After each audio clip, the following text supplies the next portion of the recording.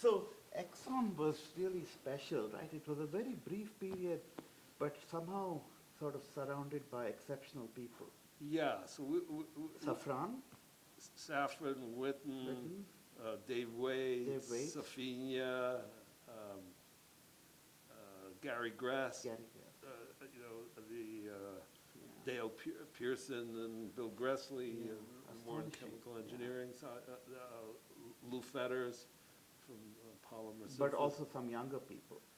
Uh, Young, yeah, and then so one of the things that I liked very much about what we were able to at Exxon was the story with Michael Cates, who's now Newton professor Yeah, at Cambridge, Newton chairs, Lucasian professor, Lucasian yeah. chair. And so I first met Michael, I was, uh, for some reason, visiting briefly Sam Edwards at Cambridge. I was passing through, was there for a couple of days. That's one way I had just come to Exxon. And I was talking to Sir Sam, or Sammy Baby as I called him.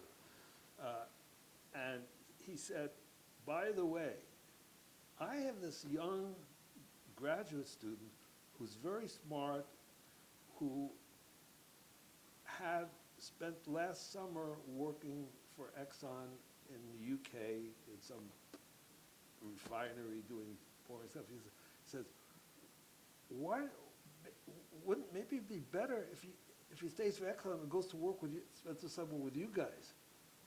Could you figure it out?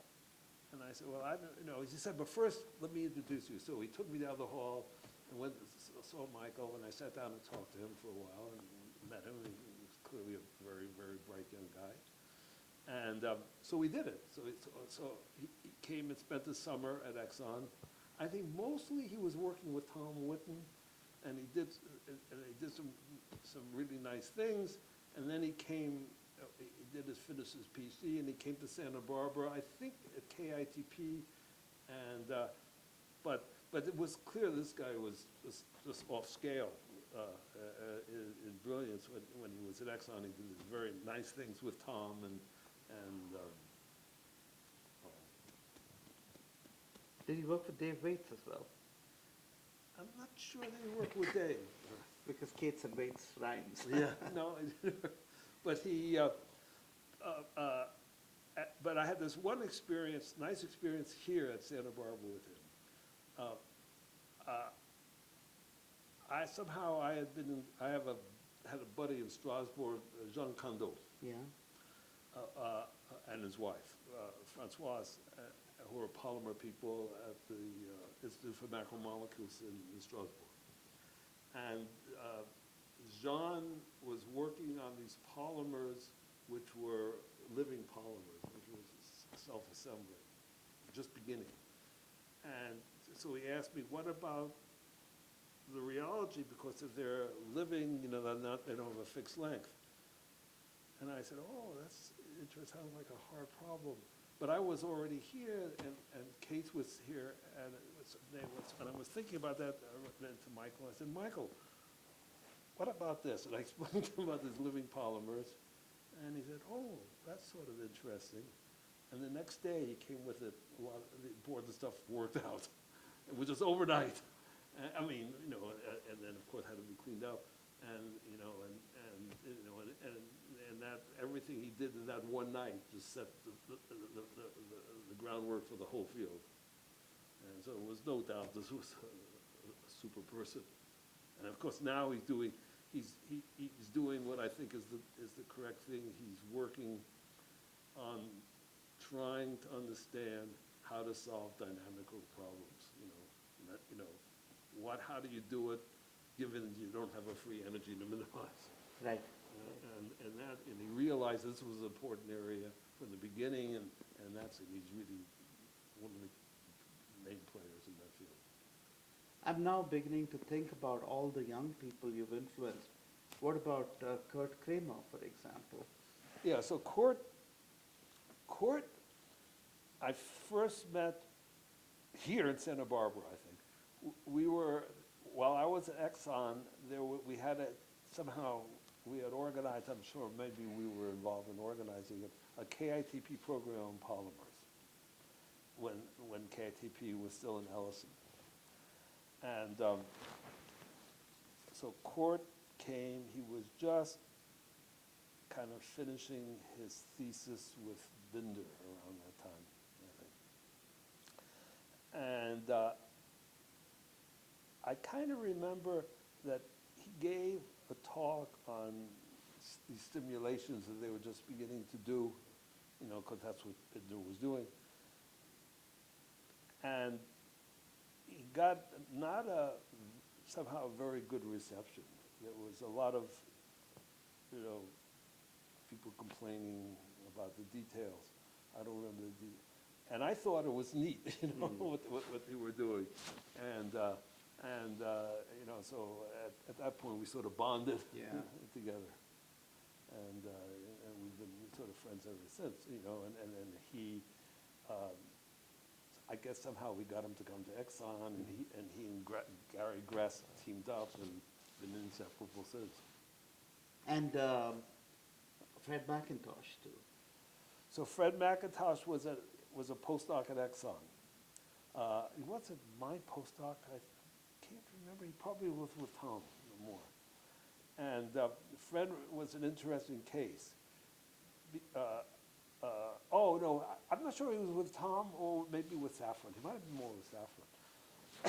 But you know, we were all very close then. And we were, Sam and I in particular, were very upset with Fred because he was doing neat stuff.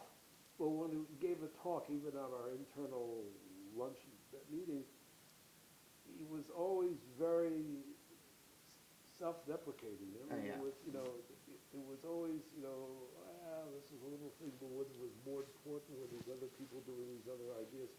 And Sam, especially Sam and I were teaming up on him, yelling at him, and he can't be that way. He's got to be more assertive in what he's actually done and stuff. And, you know, and somehow that had an effect, because he's the one guy who really did change. Yeah, yeah. Nobody who sees Fred today would say that he's not assertive. Yeah, yeah. And of course, they were your own. You've had a lot of students and postdocs who. These are people who's in some sense you've sort of interacted with, but were not necessarily your own direct students and postdocs. You've had a lot of students and postdocs. Not so many. At UCLA, I had, my first student was a guy by the name of Dave Beeman. And I remember his thesis was on nuclear spin lattice relaxation and antiferromagnets. When I first came to UCLA, I was doing T1s. It was very long, detailed numerical calculations, you know, on spin wave interactions in terms of nuclear, from the nuclear spin point of view. And he was a good guy, and he went to work, he became a professor at Harvey Mudd, and then somehow he left after he got tenure and disappeared somewhere in Texas doing consulting things. So I don't know what happened to him. And at UCLA, I had some so-so students and some extremely good ones. Like I'd say the best student I had at UCLA was Gerardo Benny, who eventually ended up at Santa Barbara, but then went to Riverside. But became an electrical engineer. That's right. He went to Bell Labs. He wasn't at Murray Hill. He was at Homedale, and he was becoming more engineering-like. He was very strong. You know, he was an Italian guy, and did very well. I don't know what he's doing now. And then when I came, I had one very memorable postdoc there. At UCLA was Corey Cole, a guy I used to play basketball with, a very good basketball player. And he ended up at Livermore, and I forgot what he worked on, but he went up through the management ranks there, and is now retired, still living in Livermore, and we got Christmas cards for the end of the day. Um, and then there were other visitors, who, very good guys. There was I had an extremely good Japanese postdoc, Shiba, who became a full professor in Tokyo, and various other, quite a few Japanese groups. And 'Cause here in Santa Barbara, who? So in Santa Barbara, well, there were, again, quite a few good students here. I mean, you know, one of the strongest was bald-headed geek. Chris Santangelo. Chris Santangelo was now a professor at Syracuse, and he was, I'd say, the student who I enjoyed the most. 'Cause Yeah. we interacted a lot, quite a lot together. Although I had other ones who have been very successful, like at Pitt. The teacher, Singh, First name. Chandralekha Singh. Chandralekha Singh, yeah, Chandra, who's now very, a big wheel in physics education. Yeah. And it was always clear that that was an absolute good choice for her, because she was absolutely spectacular in explaining what she did. She worked a little bit with myself and Dan Hone here. She worked between us, and it was doing some numerical stuff on polarizability. So she was doing, quantum calculations. I'm trying to think. I mean, and what about Alex Ladine at UCLA? Was he? Well, he so was a Alex postdoc. was a postdoc Yeah. here. He wasn't my postdoc. He might have been a postdoc with Frederickson or a KICP thing, but he worked a lot with us. And then, again, another sad story, but who became, and he's very good, and was very good, and became a professor at UCLA. Yeah. I had, during the time I was here, I had only one materials PhD student, and that was Jim Harden, who was a physics student, but he transferred to materials. I don't remember why, when he was a graduate, because he wanted to get a degree in materials. And he's now chairman of physics at University of Ottawa. Oh, okay. He had been at Hopkins and stuff. He's doing quite well. Were Andrea Liu worked with you? Andrea was a postdoc at Exxon when I Exxon, was there. I think either Tom or Sam. And so I knew her first there, and then she became a professor at UCLA, and she Yes. was working on DNA by the time that we were working on charges. And then So I knew, and actually I knew her father, because her father was a professor at Iowa State, and he was working on magnetism. So I knew him from my magnetism days, and he was a very good guy. So I knew, and he died now, but not so long ago, we all had dinner together in that very nice restaurant in Santa Fe. Yeah. Andrea and her father and I,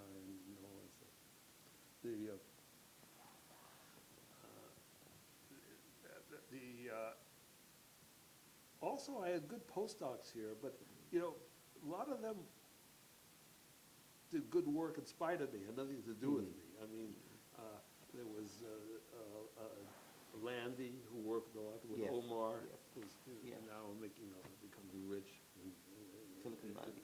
in the Bay Area, has a house in Berkeley. There was Roland Netz came for a year, on his own money. Again, he was here. I don't think we did anything really together, but and there was several people like that. There was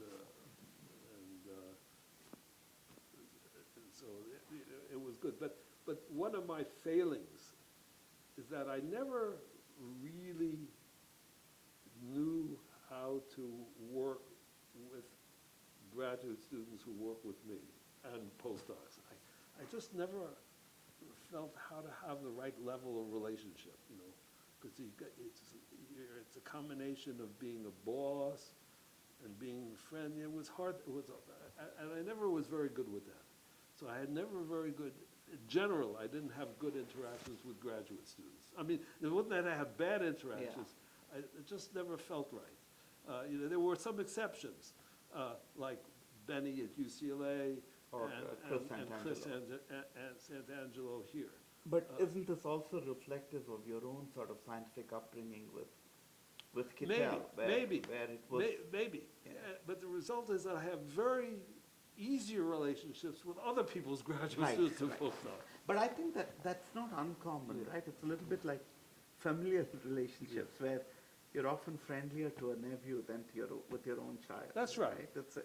You don't have the same burdens of responsibility Exactly, and so forth. that's exactly Yeah, it. It's a yeah. question of burdens or Yeah, responsibility. yeah. But isn't this to some extent, once again, a case for why you shouldn't be, why universities shouldn't have these silos of advisors and students and postdocs, well, and they should be. I don't know. I mean, I don't know. I have the feeling that not everybody has the same problem. Or they think they don't. Yeah, They think yeah. they don't. That's, But, I just felt that it was always sort of strange, because what I was interested in didn't necessarily the same as what they were interested right, in. right. And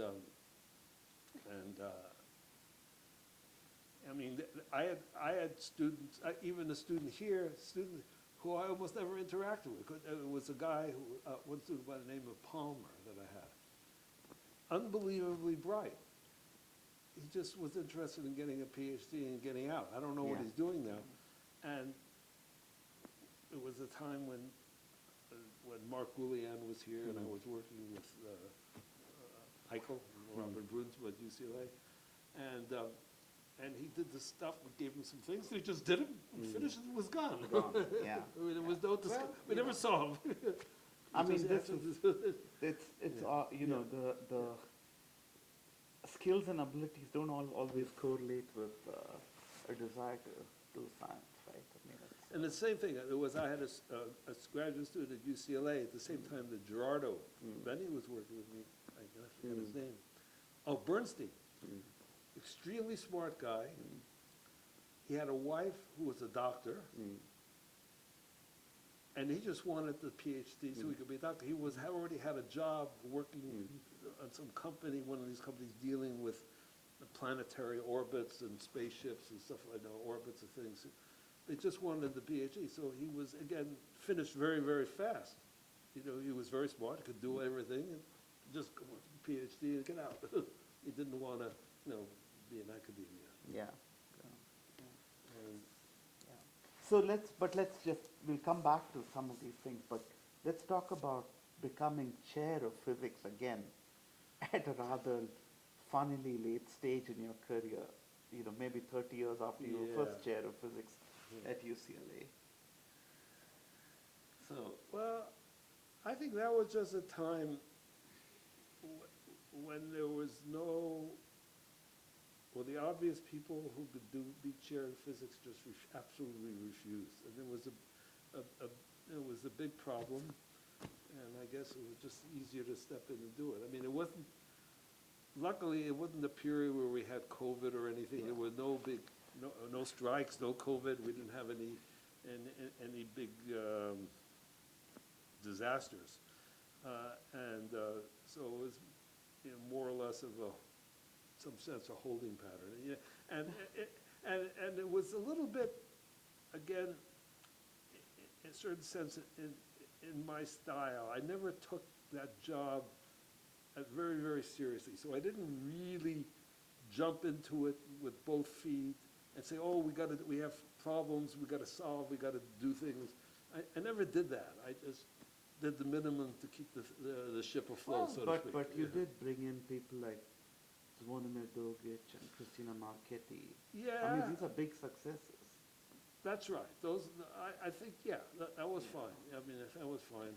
Yeah. And the same kind of thing at UCLA, but it was not my doing, but when they hired Julian Schwinger while I was chair to do his game. So I knew Julian pretty well. In the sense that he would. How long was he there before he moved to Harvard?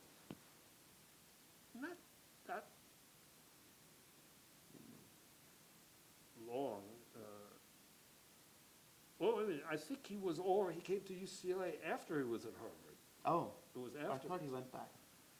No, I think No? he died when he was at UCLA. Oh, okay, I didn't know that. It was, but it wasn't so long, 4 or 5 years. But he was an interesting case, interesting person, very nice guy. And BMSC, you've tried to build up biomolecular That was a science. disaster here. You Yeah, call that it was a disaster.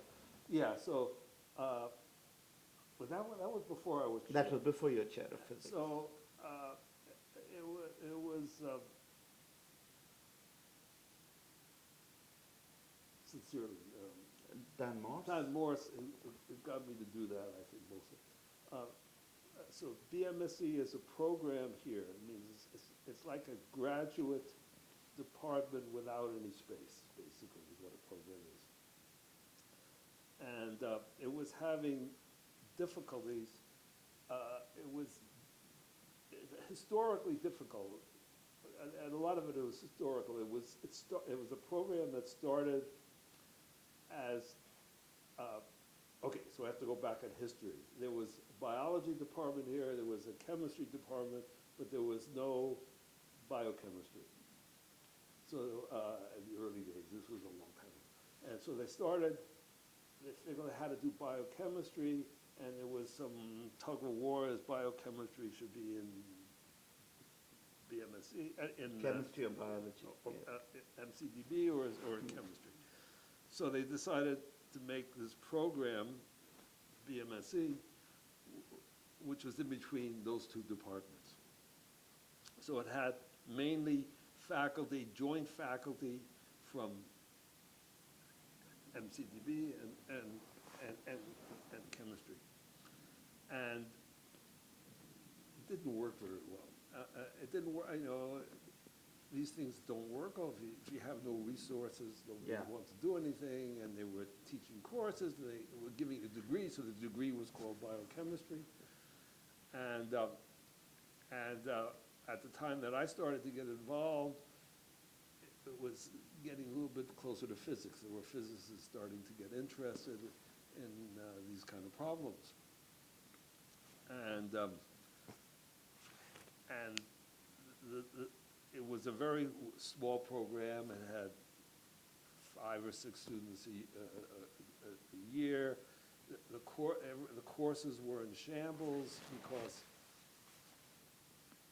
people were treating it as a way to avoid teaching. And I mean, I don't want to go into all the dirty linen. And the people all had joint appointments in it, but they had the only interest in it was what it could do for them, but not what they could do for the department. They were, all their allegiance was to either MCDB or chemistry, so it was very poor thing. When I agreed to do it, I had agreed to do it, so it was also a program between the College of Engineering and Science, College of Letters and Science. So we had these, so it was, the bosses were 2 deans. At that time, Matt Terrell and Martin Moskowitz. Mostly Matt was running that. And I said I would do it if we could get some space. Some minimal space for, at least for a few places for department offices and some space for people to have, get together, a small seminar room and things. And they said, no problem. We'll give it to them. And in fact, they showed me space. It was the new Physical Sciences North.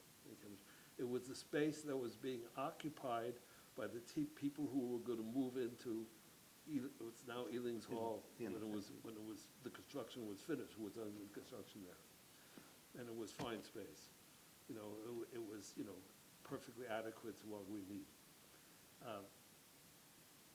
Well, of course, that never happened, because other things happened which were needed in this space more. I'm not saying that there did, but, and this is typical of UCSB. I mean, other people, when I was thinking of becoming that problem, they told me, they'll take it to you because they'll promise you things which you won't get. So, of course, I didn't listen. Everybody doesn't listen because they think, okay, these promises meaning an adult, okay. And so that,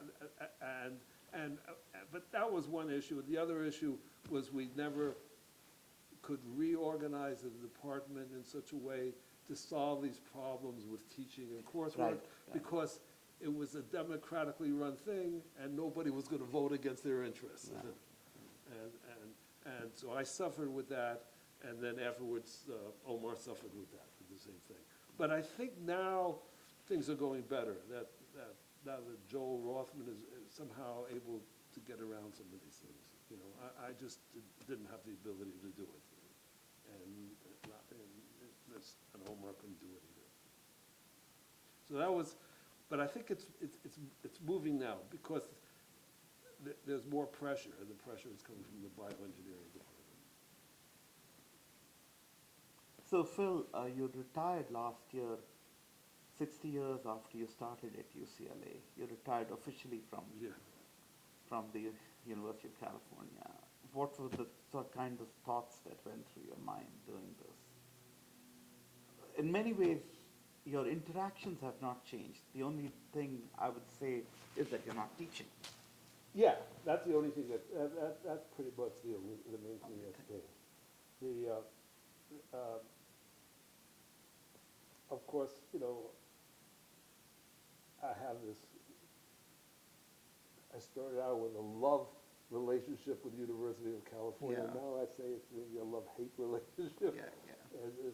But I think, you know, I've changed and the university has changed. I think I'm not sure, you know, and I'm not sure both of them have changed for the better.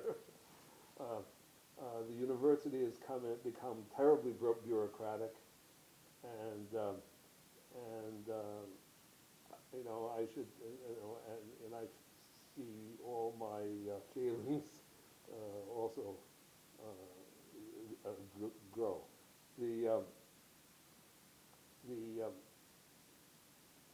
know, when I was thinking about this event, this autobiographical stuff, if you like, I said, well, one of the things that I should think about is what were my main failings? Yes. And regrets And associated regrets, with that. okay. Yes. So one we've already talked about. I mean, Teaching, the interaction with not the teaching, but the students, interaction mentoring of students. Yeah. mentoring with students was very. Although I don't think there is a fix for that. I think I don't know whether it's Well, but there's a I just universal felt solution. that I could have done this better. Yeah, but yeah. The the other thing is, in some sense, is a failing that I never stuck on one subject very much. So I was always switching fields, and that, I would say, hurt my career. Hurt your career in terms of recognitions and awards and so so forth. it was more fun for me, Yes. but Strategically, perhaps a strategically not mistake. good. Yeah. You know, and so part of that was that's a regret that made me do that. Part of that is that I never got elected to the National Academy. I thought maybe it would work, but okay. That happened to other people too. But did you work particularly hard at trying to No, get in? no, I Okay. never did anything. I mean, I don't know how one gets in, Yeah, but I never did. yeah. And UCSB didn't have Critical mass. a mass of people getting others. The other thing is that I never had, using Holstein language, a sufficiently square bottom to write a book. Sitzfleisch. Yeah. It's in Sitzfleisch, Yiddish, yeah. That's right. So I never could stay on one topic Yes. long enough to do that. But, yeah. Okay. Yeah. Is that a major regret? I mean, books don't have the cachet that they used to. No,